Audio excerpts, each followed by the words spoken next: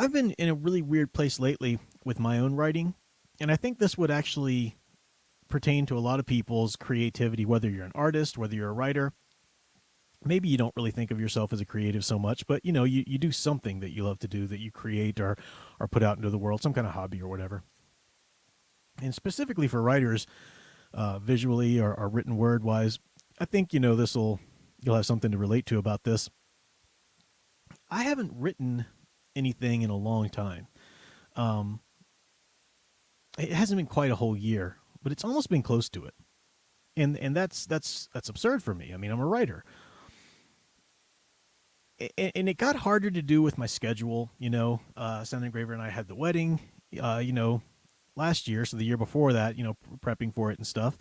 And it's hard to believe it's almost 7 months being married. It just flies right by. But busy, and then school after the wedding, of course, throwing myself back into work. As an adjunct professor, you have to take up as many classes as they'll possibly give you because they pay you peanuts for each class. And then, doing some tutoring on the side, some editing and this and that. And it got to the point, and I've talked to Sound Engraver about this too, it got to the point this last semester where I even when I would have a free moment or would have a free evening, it was hard to do anything that I could still find fulfillment in. Like my hobby, like playing video games or reading or whatever, things that I normally enjoy doing, I was just numb to it. They just didn't give me any enjoyment whatsoever. And at first I thought, is this depression? And that really kind of weirded me out because, depression comes in different ways for different people depending on what you have. But, depression in general is usually because of something situationally, that's going on, or it's some kind of chemical imbalance. Well, obviously, situationally, my life's great. I just married freaking Sound Engraver. Everything's great. Busy but great. And I thought, well, I've never really had a history of a chemical imbalance or anything, so that would just be weird. But I was just thinking through, like, what is this? Why am I just so just empty? In terms of like enjoyment in life and stuff. And I finally figured out what it was. I didn't go to a therapist or anything. I mean, who has the time or money for that anyway? But I just did research, and I finally figured out what it was. And I talked to Sound Engraver. I said, I was absolutely burnt out. Like the clinical burnt out. We can say, "Oh, I'm burnt out." It's just sort of a colloquial thing, but really clinically burnt out in terms of you've got so much to do. And in my work, the teaching in the semester, it's very time consuming. It's crazy time consuming. And then all of the responsibilities with my daughter, the caring for a special needs child is pretty heavy, and trying to take care of a lot of different things, little jobs I do. And it got to the point where I was just completely fried. I mean, so burnt out. And I looked up, okay, well, how do you cure burnout? I knew that, my semester's over now. I teach, the fall and spring semesters as an adjunct professor. During the summer, I don't, they usually don't. Every now and then they'll throw you a summer class, but usually they don't give those to adjuncts, at least in the area, the region where I work. So, I'd still do part-time tutoring at some online university writing centers and do some freelance editing work and stuff like that. And I tend to enjoy that a bit more. I really enjoy more editing. And I enjoy teaching too. It's just when you have like 5 classes or the equivalent of 5 classes, it's just like, man, wow, freaking, it's against the wall. So I looked into, okay, well, I'm gonna not have to do teaching over the summer, so maybe that I'll be fine then, right? I'll be fine. And it turns out that burnout, if you really have, true clinical burnout where you're just fried, it actually takes a while. Even when the thing that is burning you out is out of your life, like the semester's over, I don't have to teach right now, I've got some space to, it still takes time. It takes time to, give your mind just time to heal and recuperate. And it has started. I'm doing so much better with it. I've actually been enjoying some of the things that I do recently and stuff like that. So it's great. It's coming on back. And I was telling Sound Engraver, I had a few nights. I had a list of some extra nights or whatever because of some scheduling differences and whatnot. But whenever I do have a good night off, Sound Engraver's busy doing some of her work, and I'm just doing my own thing or whatever. I've started discovering. I'm going back to some of the classic films that maybe I haven't seen. Some I'm rewatching.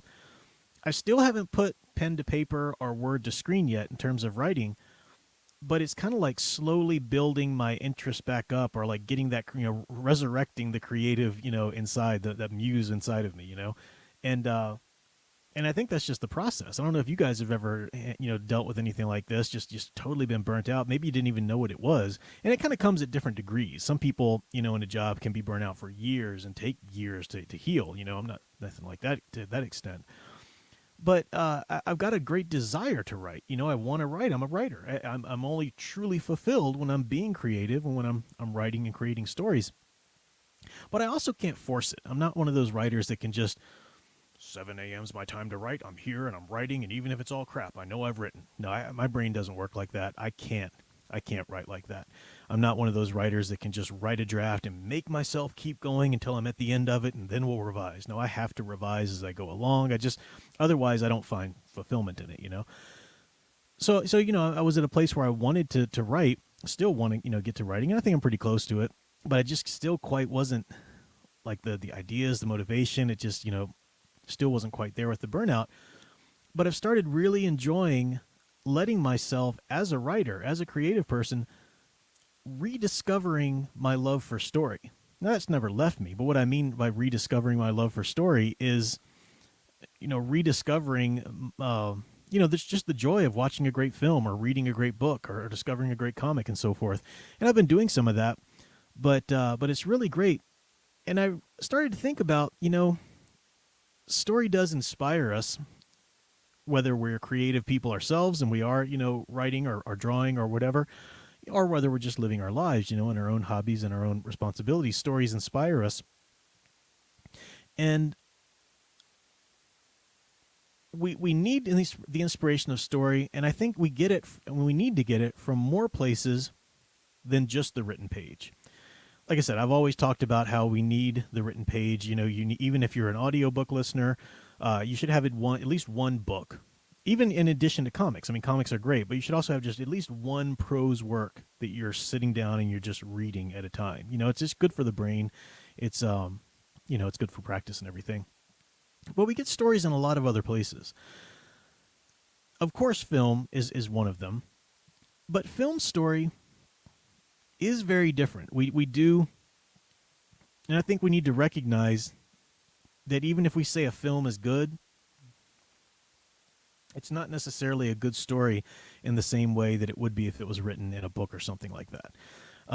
This is the first thing I'll talk about. So something that's a non word on the page source of story that you can become inspired by. I recently watched, I saw the reviews were coming out in my feed. A lot of people reviewing this new, apparently there's a 4K version of Once Upon a Time in the West, the Sergio Leone classic. A lot of people say it's his best spaghetti western. And it is a great movie. It's been ages since I've seen it. I don't think I've seen it since high school, to be honest with you. When I started taking my film classes and everything, and really first kind of developed my love for film, film as literature, and my, love for analyzing it and enjoying the stories. And all of the reviews that I saw they were all about the 4K transfer, and the bit rate. And I'm like, okay, that's great. But can anybody talk about the movie? I mean, it's a crazy, awesome movie. Can anybody actually give an analysis of it? And I dug hard enough and eventually found some videos here and there that would say something about it. So I rewatched it myself recently. And it is a truly amazing film. It's like 2.5 hours, I think. Sergio Leone. It features Charles Bronson, Jason Rhubarb, and Claudia Cardinale. Or Cardinale, I don't know if I'm pronouncing her last name right. But the big baddie, of course, is Fonda, Henry Fonda, yeah. Who's his big role is playing a bad guy, a heavy, where he's usually the good guy, and that's what it was shocking people, and that's kind of what it brought people into it for. But it's an incredible example of a way that film can be a great story exclusive to its medium. There are some stories that are great books, and then there are also great films, To Kill a Mockingbird, right? Hopefully you've read that in school. Classic American novel, wonderful novel, and just a good solid novel as is. And then the film version was wonderful too. Gregory Peck, and it was a great movie. But then there are some movies that that exist as film, and they're great stories in film, but you'd have to change so much if you were going to do a novelization that it would almost not even be the same story. But you'd have to make those changes to make it work on the page. And Once Upon a Time in the West, I think, is a great example. A lot of people use that movie. It has this opening scene, has very minimal, I think like 2 or 3 lines of dialogue, and that's it. It's like 10 or 15 minutes, and he's just telling the story visually. Sergio Leone could do that. Alfred Hitchcock could do that. Some directors can do that very well. And, Sergio Leone loves those extreme close-ups of the gunslingers and stuff, and really does make you feel like you're on this train platform. You're at this station with these outlaws there. It really does make you feel like that. And you're really drawn into every moment of the movie. And I think even, this is not a film that any Gen Zer could watch without, a lot of practice. And I mean a lot of practice. Very few millennials could actually honestly watch this movie without a lot of practice, because it is a real strain on modern day attention spans. It's not, something happening every second, but if you let yourself and give yourself over into it, you really are drawn into each scene. You feel like you're there. It is a very interesting, order of events, a story that takes place, the characters and so forth. And you feel that after watching the movie. At the same time, then I was thinking, because I've heard so many people kind of watch the movie and then they run into a video about it. Or they just kind of, they remember how cool their experience of the movie was, and they say a lot of things in their reviews.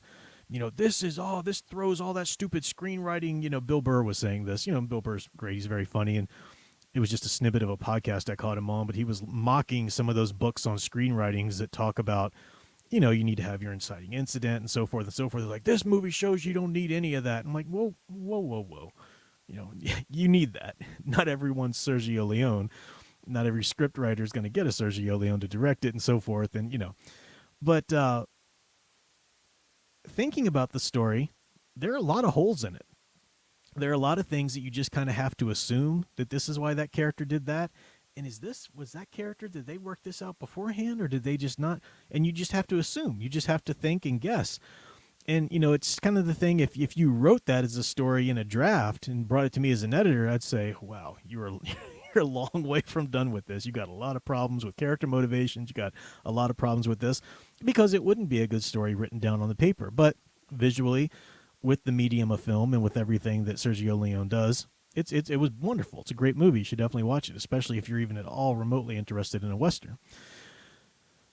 It's not my favorite kind of Western. Spaghetti Westerns are, pretty specific niche. I prefer, if I had to pick, I'd prefer, more classic style Western. But, Spaghetti Westerns are great. So I was just thinking about that. It's experiencing story in a different medium where it's done very, very well in that other medium. That helps me grow as a writer. Even though I'm not a film director, I can think about what made it work so well as a film, and think about maybe things that would make a prose story work so well as prose. What are the strengths of that medium? What are some ways I can try to mirror what the film did through the film medium, and try to put that into my own writing or whatever. It was a lot of fun thinking about that. So that was the first kind of place otherwise a place other than the written word and the written page that I was experiencing story and finding some inspiration, when maybe just trying to plow through reading a novel, if I was just too burnt out or whatever, just wasn't quite doing it for me. Let me get back to my topic then. I talked about my own journey here, being so fried and burnt out to where I couldn't even work, couldn't even write. And I was having trouble just getting that enjoyment and fulfillment out of reading a novel or even a comic book, really, because I was so fried. So I had to start looking for the inspiration of story in different places. And I just talked about, film as one place. And I just gave the one example there of Once Upon a Time in the West, which is a great example. I've watched a lot of other films. Doing the reviews for the podcast, my Iconicast podcast really helped too, talking about whether it was Fright Night or Underworld and all these things. The other place where you can really get story, my voice is squeaking. Sounds like I'm going through puberty. It's all these allergies. The other place where you can really get some good inspiration from story, if you look in the right ones, is music, songs, songwriters. The first cassette I ever bought, album, it was in cassette form. The first cassette I ever bought for myself was Billy Joel's Greatest Hits. And I was maybe, was it third or fourth grade? Maybe third. Um, because it was when Oliver and Company, Disney's Oliver and Company had come out. And Billy Joel did the voice for Dodger, the dog character, from Charles Dickens' Dodger, Oliver Twist. And I thought that was so cool. I loved the character of Dodger. I loved the singing, the voice, and then my mother's like, "Oh, that's Billy Joel." I'm like, "Who's Billy Joel?" And she showed me, and I thought that was so cool. So like the first cassette I bought for my own money to go listen into my own Walkman with was the Billy Joel's Greatest Hits, and it wasn't. They've also given him like a 2-volume, but this was just a 1-volume set, and it had all the big ones on there. Of course, Piano Man, Allentown, Pressure, right on up to. Did it have? Yeah, it had. We Didn't Start the Fire. I think that was there too, or maybe it wasn't before that. I forget, but it had all these great songs. And I remember listening to those, Still Rock and Roll to Me, She's Got Away, all these kinds of things. And Billy Joel's one of those singers or one of those songwriters who really knows how to tell a story with each and every song. Not every artist does this, not every songwriter does this. Some of them are just writing more expressive, some of them are writing more fluff. But what I always loved about Billy Joel so much is he tells a story. Each and every song he has tells a story. Sometimes it's narratively, like Moving Out, where he's talking about the characters and stuff. Other times he's one of the characters in the story, and he's talking about the experience of going through this and that. And in elementary school, long before I ever really tried to write stories, I mean maybe a little bit here and there, that was teaching me how to construct a story, and it was coming through a music from a song. Not I can't learn how to write a prose story, but the structures were there. The structure started to. So I went back recently and started listening to some Billy Joel. It's one of the things I love about Alice Cooper too. Other than some certain eras of his career, he's always been a really solid storyteller with any of his songs. And he talks about how he learned that from Chuck Berry, just really telling a story with each tale. And it's a story in the way that a medium of a song would be a story. And that's another place where I started gaining a lot of inspiration from story or whatever, and just learn, to appreciate it. And I was finding some fulfillment and enjoyment of story in something that wasn't necessarily opening a book. And audiobooks help with that. They can help, if you're kind of fried or burnt out. But I got back to where I'm really loving them. I'm plowing through Knights of the Old Republic comics again and really enjoying those.